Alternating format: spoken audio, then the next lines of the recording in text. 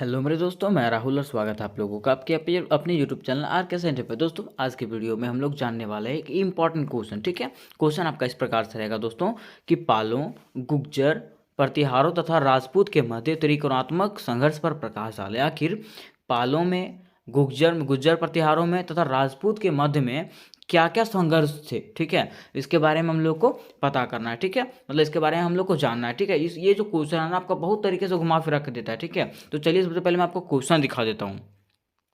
तो देखिए दोस्तों, बात करेंगे हम लोग क्वेश्चन की, तो क्वेश्चन आपका इस प्रकार से घुमाया जा सकता है कि पालो, गुज्जर, प्रतिहार तथा राजपूत के मध्य त्रिकोणात्मक संघर्ष पर प्रकाश डालें कि इनके बीच में क्या संघर्ष था, तथा में गुज्जर प्रतिहारों के इतिहास की रूपरेखा प्रस्तुत करें कि गुज्जर प्रतिहार जो थे उसका रूपरेखा तैयार करना है कि उसका इतिहास कैसे कैसे था, मतलब गुर्जर प्रतिहार का राजवंश कैसे कैसे था, इसके बारे में क्या करना है, बताना है। ठीक है, तो सबसे पहले हम लोग क्या करते हैं, इसके बारे में जानते हैं। ठीक है, ये जो क्वेश्चन है ना आपका हर एक एग्जाम के लिए इंपॉर्टेंट, चाहे वो कोई भी एग्जाम हो। तो देखिए, ये गुर्जर प्रतिहार के इतिहास की अगर बात करें तो इसके इतिहास को एक डायग्राम की मदद से ना हम लोग शॉर्ट टर्म में समझते हैं। ठीक है, तो चलिए समझते हैं।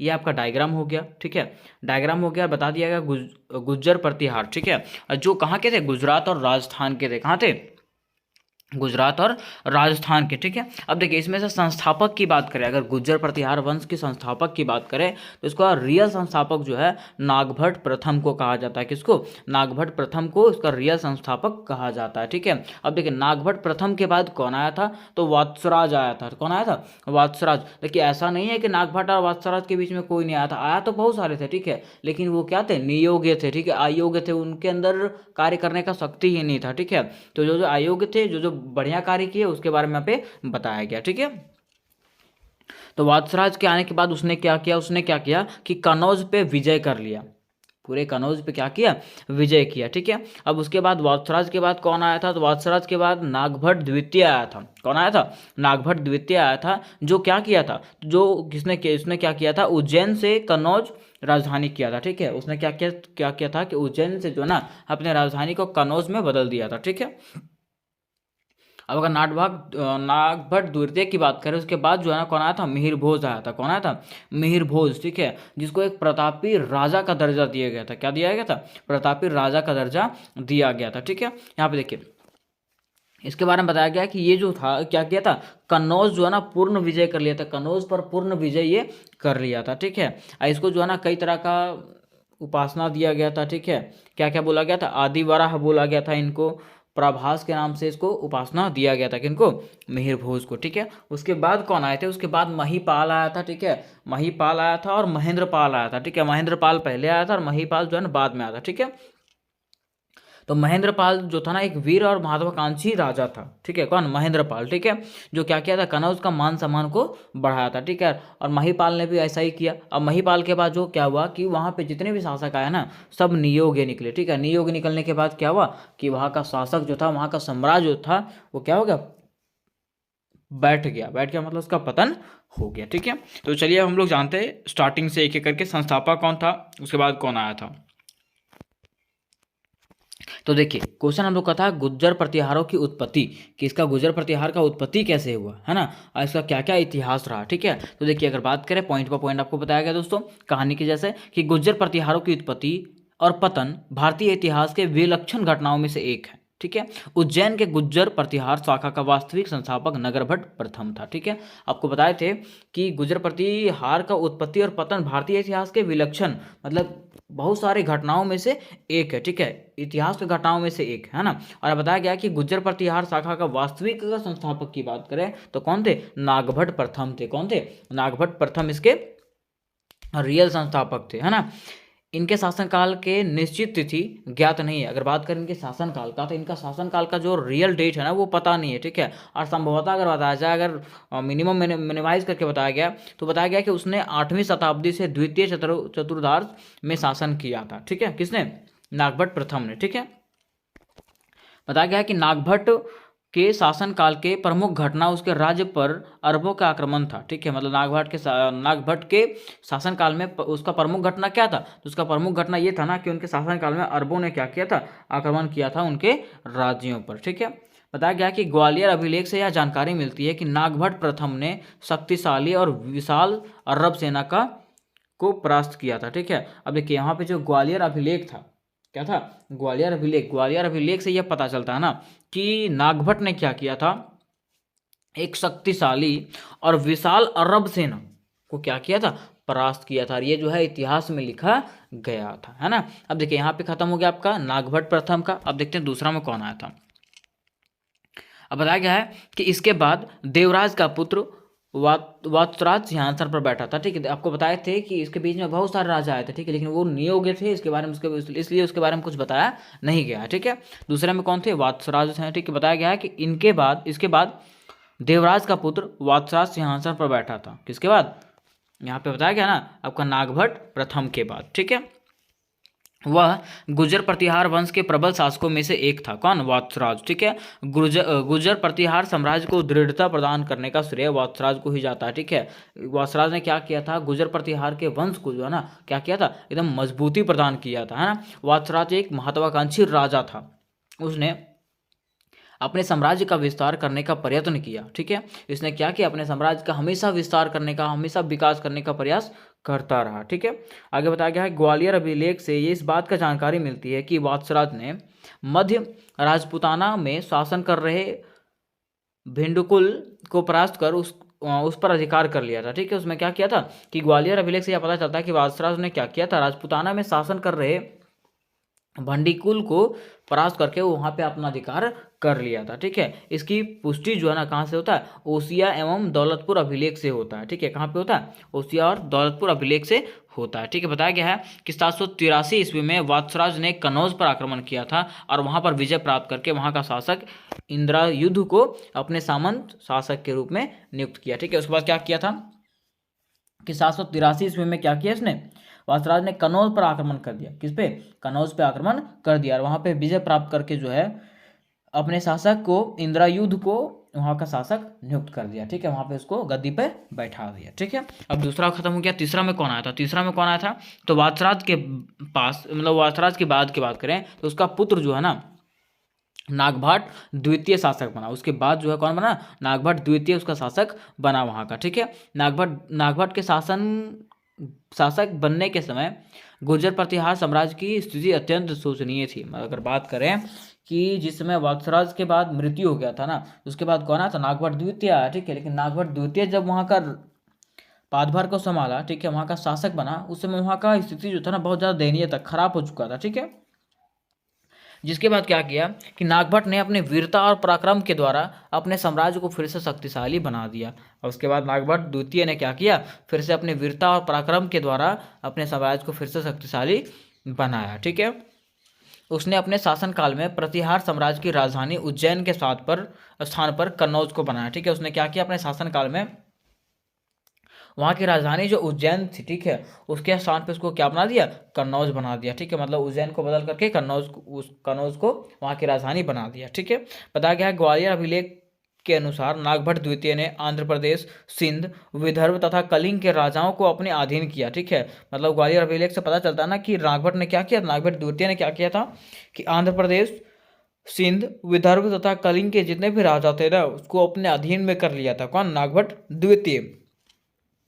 इसके अलावे उसने मालव, किरात, तुरस्क, वत्स आदि पर्वतीय दुर्गों पर भी क्या किया था, अपना अधिकार कर लिया था। मतलब इस सब चीज़ों पे क्या कर लिया था, ये अधिकार कर लिया था। कौन, नागभट्ट द्वितीय। ठीक है, पहला में आपका नागभट्ट आया था, दूसरा में वात्सराज आया था, तीसरा में नागभट्ट आया था, नागभट्ट द्वितीय। ठीक है, उसके बाद चौथा में कौन आया, चौथा में कौन आया था, मिहिर भोज आया था। ठीक है, और मिहिर भोज जो था ना एक ऐसा शासक था जिसको हमेशा हमेशा के लिए याद रखा जाता था। ठीक है, देखिए बताया गया है नागभट्ट द्वितीय के बाद रामभद्र के पुत्र मिहिर भोज वहाँ का शासक बना। ठीक है, उसके बाद कौन बना, नागभट्ट के बाद रामभद्र का पुत्र जो था ना मिहिर भोज वहाँ का शासक बना था। ठीक है, वह इस वंश का सबसे शक्तिशाली और पराक्रमी राजा था। ये जो था ना इस वंश का सबसे शक्तिशाली और पराक्रमी राजा था। इन्हें आदिवराह तथा प्रभास जैसी उपाधियों से नवाजा गया था। हम आपको बताया था ना इनको उपाधि दिया गया था, क्या क्या उपाधि, आदिवराह और प्रभास। पूछा जाएगा कि आदिवराह को उपाधि जो है किसको दिया गया, तो मिहिर भोज को दिया गया था। ठीक है,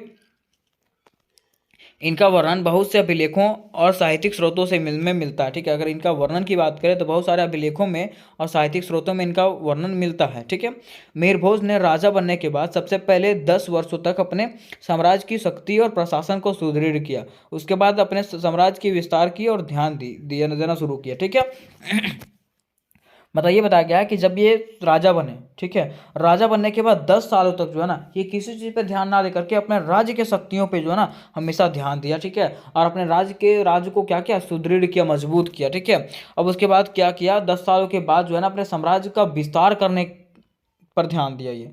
ठीक है, उसने बुंदेलखंड, गुजरात, रात्रा, गुहिल, कलचुरी, दक्षिण राजपुताना, सौराष्ट्र आदि पर विजय प्राप्त किया। ठीक है, ये सब जो राज्य थे, राष्ट्र थे, इस पे क्या किया, इसने विजय प्राप्त किया। ठीक है, बताया गया है राज तरंगिनी और पहवा शिलालेख के अनुसार उसने उत्तर पश्चिम के सतलज नदी के पूर्व किनारों तक अधिकार कर लिया था। मतलब यहाँ तक जो है ये अधिकार कर लिया था। कौन, मिहिर भोज जो है यहाँ तक अपना अधिकार, अपना छाप छोड़ के गया था। ये कौन, मिहिर भोज। ठीक है, ये चौथा हो गया।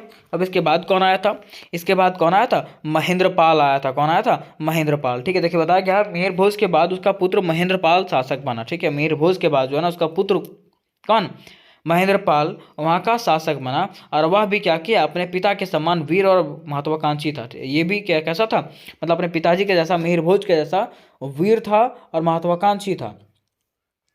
उसने भी अपने साम्राज्य का न केवल विस्तार किया बल्कि सांस्कृतिक दृष्टिकोण से भी कन्नौज का मान सम्मान और उन्नति को चरम सीमा तक पहुंचाया। ठीक है, मतलब उसने भी क्या किया, अपने साम्राज्य का केवल विस्तार ही नहीं किया बल्कि हर एक क्षेत्र में उसको क्या किया, मान सम्मान दिया, चाहे वो सांस्कृतिक दृष्टिकोण, चाहे वो हर एक क्षेत्र में। ठीक है, हर एक क्षेत्र में उसको क्या किया, मान सम्मान को बढ़ाया। ठीक है, और उसके बाद कौन आया था, उसके बाद यहाँ का शासक कौन बना, महिपाल बना था। ठीक है, और महिपाल के मृत्यु के बाद यहाँ का शासन व्यवस्था टूटते चला गया। यहाँ पे जितने भी शासक आए ना, सब नियोग आए और यहाँ का पतन हो गया। ठीक है, तो यहाँ तक हम लोग समझ गए कि कौन कौन आए थे और कैसे कैसे आए थे। ठीक है, अब हम लोग जानते हैं गुर्जर प्रतिहार वंश का पतन, कि आखिर गुर्जर प्रतिहार वंश का पतन कैसे हुआ, है ना। तो देखिए बताया गया है कि महिपाल के बाद प्रतिहार वंश में ऐसा कोई योग्य शासक नहीं हुआ जो कन्नौज साम्राज्य की गौरव को बनाए रखे।